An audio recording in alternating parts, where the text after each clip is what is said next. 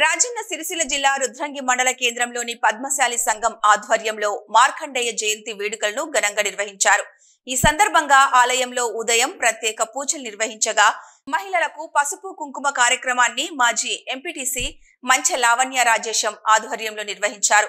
పసుపు కుంకుమ సందర్భంగా సుమారు 300 మంది మహిళలకు మంగళహారతి ప్లేట్లను మాజీ ఎంపీటీసీ మంచె లావణ్య రాజేశం అందజేశారు।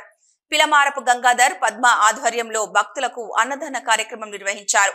ప్రతి ఒక్కరిపై ఆ మార్కండేయ స్వామి ఆశీస్సులు ఉండాలని పూజలు నిర్వహించామన్నారు।